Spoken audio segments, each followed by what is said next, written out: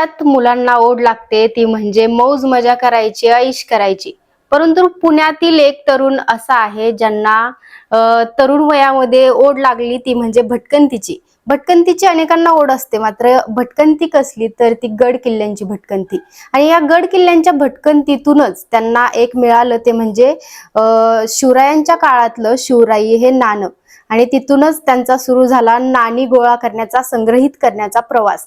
आज आपण याच अभिजित भुजबळ या तरुणांच्या सोबत आहे. खरं तर त्यांनी आतापर्यंत जवळपास 4000 नाणी जमा केलेली आहेत. त्यांच्याकडून जाणून घेऊया खरं तर त्यांना ही कशी ओढ लागली आणि कशा पद्धतीने त्यांनी ही नाणी संग्रहित केली. स्वागत आहे तुमचं डिजिटल पुणे न्यूज मध्ये. काय सांगाल, कशा पद्धतीने ओढ लागली तुम्हाला?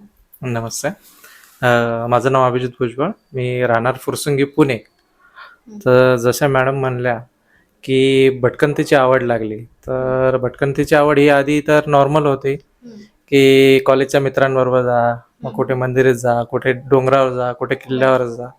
तसं करता करता मग गड किल्ले फिरणे, महाराजांविषयी माहिती घेणे, मग तिथून इतिहासामध्ये रस वाढत गेला. जसं जसं मी वेगवेगळ्या ठिकाणी जाऊ लागलो, वेगवेगळ्या किल्ल्यांवर जाऊ लागलो, मग तशी एक इतिहासात घुसण्याची जी एक प्रेरणा म्हणा किंवा एक आवड म्हणा ती तिथून निर्माण झाली.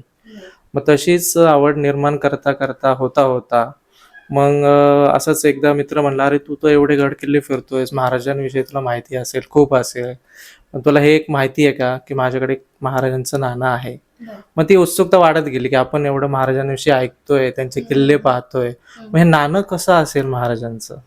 तर ती बघण्याची ओढ होती. मग त्याला भेटलो मी, मग ते नाणं एक पाहिलं आणि तिथूनच मग ह्या नाण्यांच्या विषयीची आवड मला सुरुवात झाली. पहिलं नाणं मी त्याच्याकडूनच घेतलं, ते विकत घेतलं अर्थात. मग ती कुठे भेटेल, अजून काय काय भेटेल, मग महाराजांविषयीच मग मग शिवाजी महाराजांचं नाणं आहे की अजून आपले जे छत्रपती होत गेले त्या काळानंतर त्यांची सुद्धा नाणी असतील. मग ते असेल तर मग आधी आधी ज्या शाही होऊन गेल्या, मुघलशाही किंवा अजून इथून प्राचीन राजे, त्यांच्या राजवंश असं होत गेलं. तर मग तिथून ती नाणी गोळा करण्याचा मला छंद निर्माण झाला. नक्कीच शिवरायांच्या काळातली, प्राचीन काळातली नाणी बघणं काहींची आवड असते, काहींचं स्वप्न देखील असतं. पहिलं नाणं ज्यावेळेस भेटलं, विकत घेतलं तुम्ही म्हणता तसं, काय वाटलं, काय फिलिंग होतं त्यावेळेस? तर मग माझ्या आता एक जसं मी किल्ले भ्रमंती चालू केली, तर त्या 5 ते 10 वर्षाच्या कालखंडात मला असं माहीतच नव्हतं की महाराजांची नाणी आहेत अजून सुद्धा, की कोणाकडे आहेत किंवा पाहण्यात देखील आहेत. तर म्युझियम मध्ये 1-2 ठिकाणी मी पाहिले होते, पण पर्सनल मध्ये आपल्याला हातात घेता येईल हे नव्हतं वाटलं कधी. तर ते भेटलं मला हातात, मग तेव्हा तर तो आनंद वेगळाच होता. कारण ज्या महाराजांविषयी आपण अख्खा महाराष्ट्र किंवा अख्खा पूर्ण भारत ओळखून आहोत, त्यांचा इतिहास, पराक्रम सगळं आपल्याला माहित आहे, पण हे एक वेगळं पैलू माहित नव्हतं. म्हणजे बऱ्याच जणांना आता सुद्धा माहित नाही. तर ते पहिलं जेव्हा नाणं हातात आलं माझ्या, तेव्हा म्हणजे आनंद माझा गगनात मावेल असंच झालं होतं. तर खूप भारी वाटलं होतं. तर महाराजांचं जे मला पहिलं नाणं भेटलं होतं ते हे होतं. तर हे आहे. काय त्याचं नाव, म्हणजे तुम्हाला सगळ्या नाण्यांबद्दल मी असं ऐकलं की जेवढे तुमच्याकडे नाणी आहेत त्या सगळ्यांबद्दल तुम्ही अभ्यास केलाय. काय त्या पहिल्या नाण्याचं काय वैशिष्ट्य? ओके, आता हे जे पहिलं नाणं आहे ते शिवराई, म्हणजे जेव्हा महाराजांचा राज्याभिषेक झाला तर त्यावेळेस 2 नाणी काढण्यात आली होती, एक सोन्याचं नाणं आणि एक तांब्याचं नाणं. तर त्यातलं हे तांब्याचं नाणं आहे. तर मग ते सोन्याचं नाणं तुम्हाला जर पाहायचं असेल तर ते खूप कमी प्रमाणात आहे सध्या, म्हणजे नाही. तर हे आपल्या पूर्ण भारतामध्ये सध्या 7 ते 8च नाणी आहेत. तर वेगवेगळ्या म्युझियम मध्ये, मुंबई म्हणा, दिल्ली म्हणा. तर हे सेम प्रकारचं मी बनवून घेतलं होतं, चांदीमध्ये बनवून घेतलं होतं प्युअर, पण गोल्ड प्लेटेड केलेलं नाणं आहे. तर आकार सेम आहे त्याचं, तुम्ही बघू शकता त्याच्यावरची लिखावट वगैरे जी सेम होतं काय त्याच प्रकारचे आहे. तर ह्या नाण्यांचं वैशिष्ट्य म्हणजे हे दोन्ही नाणी जी सोन्याची आहेत आणि जी तांब्याची नाणी जी काढण्यात आली होती राज्याभिषेकच्या वेळेस, ती पूर्ण देवनागरी लिपीमध्ये लिहिलेली आहे. म्हणजे त्याच्या पुढच्या बाजूला येतं श्री राजा शिव आणि त्याच्या पाठीमागं बाजू लिहिलेलं छत्रपती. नक्कीच, म्हणजे जिथं तुम्हाला नाणं भेटलं नाही तिथं तुम्ही तयार करून घेतलं, हीच आवड म्हणावी लागेल. बाकीची इतर नाणी कशा पद्धतीने तुम्ही जमा केली? 4000 नाणी मिळवणं, ती पण महाराजांच्या काळातली, आणि अनेक नाणी आहेत तुमच्या सोबत, कशी जमा केली सगळी? तेच पहिल्यांदा आधी जसं सांगितलं, जसं महाराजांचं एक नाणं माझ्या कलेक्शन मध्ये आलं तशी अजून मग ती अभ्यासाची आवड निर्माण झाली की नाणी महाराजांच्या काळात होते तर त्याच्या आधीच्या पण काळात असतील, प्राचीन काळापासून चालत आलं. मग माहिती घेत घेत असं कळलं की इसवी सन पूर्वीपासून नाणी आपण वापरत होतो.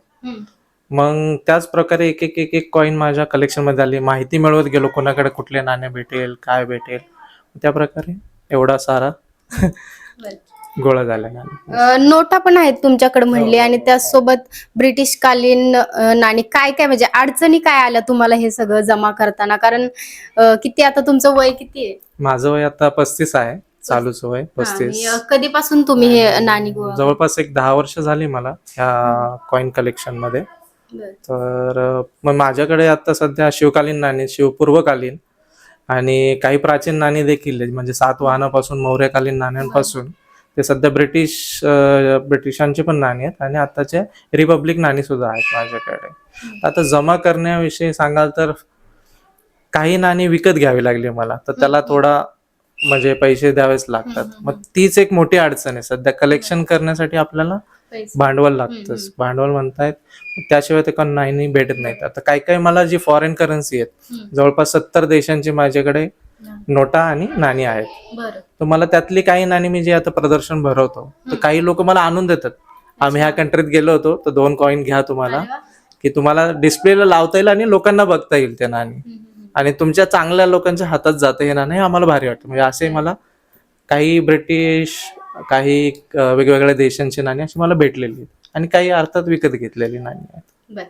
अतिशय कमी वेळात तुम्ही खूप सारी नाणी जमा केलेली आहेत. तुम्ही अनेक ठिकाणी म्हणता शाळेमध्ये असेल, त्यासोबत इतर ठिकाणी प्रदर्शन देखील म्हणतात. त्यावेळेस काय सांगतात नागरिक तुम्हाला, म्हणजे जे बघतात ते? नाही, जे बघतात सध्या तरी आता लहान मुलांना बघता आपले 1 रुपया 2 रुपये ते पण माहित नाही घेत.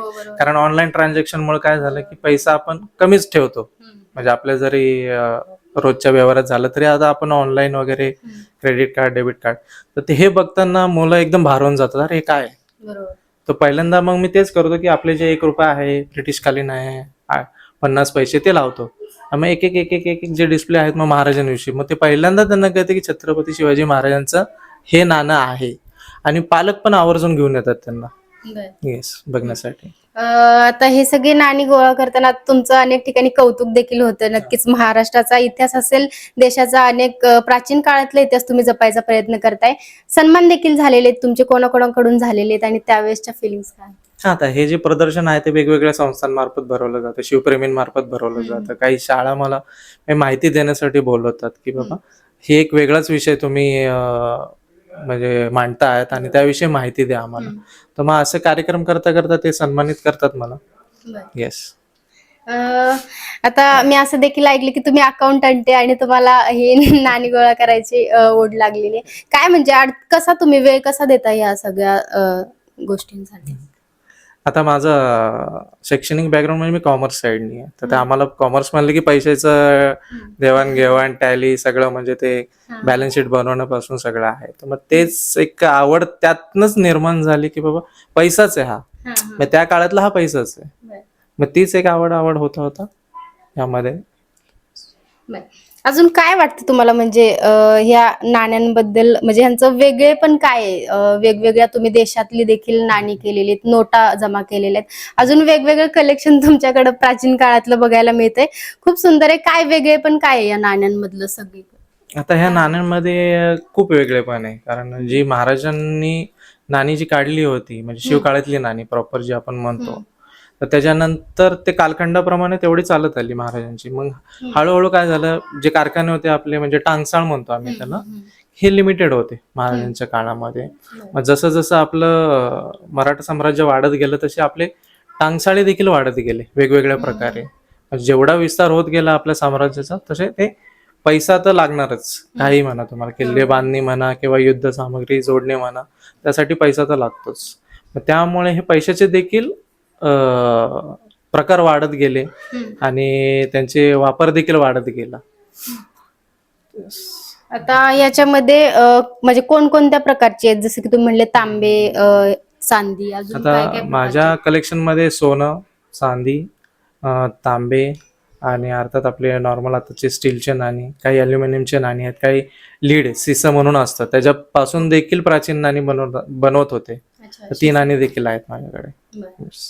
आता काय वाटतं या सगळ्यातून तुम्हाला? आता महाराजांबद्दल देखील तुम्ही खूप अभ्यास केलाय, किती किल्ले फिरलाय आणि काय काय म्हणजे गोष्टी शिकलात त्यातून? जवळपास 150 प्लस किल्ले आतापर्यंत तरी झालेले आहेत. वेगवेगळे मंदिर, राजवाडे, वाडे जुने हे मी पाहतोच आवर्जून, कारण एक त्यातूनच एक थोडं शिकण्यात भेटतं आपल्याला की काय असेल त्यावेळेसचा कालखंड, काय असेल आणि कुठे कुठे काय काय आपल्या मराठी साम्राज्य पसरलेलं आहे याच्यावरून कळत आहे. बरं. आता तुम्हाला काय वाटतं म्हणजे हे सगळं झालं प्राचीन काळाबद्दल. आत्ताच्या यामध्ये काय वाटतं तुम्हाला की ह्या सगळ्यांची ओढ तरुणांना पण लागली पाहिजे? अनेक जण फिरताना बघायला मिळतात आपल्याला गड किल्ल्यांवरती. त्यांना काय सांगणं आहे तुमच्याकडून? तर सांगणं हे एकच आहे, कारण हा जो ठेवा आहे महाराजांचा, जे नाणी आहेत हे खूप असं दुर्मिळ प्रकारात आहेत. मग हे एक मी असं मानतो की महाराष्ट्रामध्ये जेवढे काही नागरिक असतील त्यांच्या घरात एक दोन तरी शिवराई, आता आम्ही ह्याला शिवराई म्हणतो, त्याला जो पैसा आहे त्याला शिवराई म्हणतो, ते एक दोन तरी सगळ्या शिवराई, पैशांना. हा जे तांब्याचे आहेत ते शिवराई आणि जे चांदीचे जे सोन्याचं आहे त्याला होन.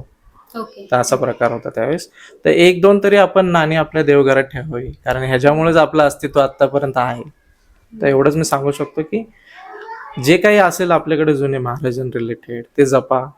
ते जर तुमच्याकडे जास्त आहे तर ती माहिती द्या लोकांना. मग तेवढंच एक एक जो पैलू आहे महाराजांविषयीचा वेगळा, तो एक समजेल. नक्कीच. नाण्यांसोबत महाराजांचे विचार देखील हो हो हो हो हो जपलेच पाहिजेत, कारण आताच्या काळामध्ये तेच मेन आहे.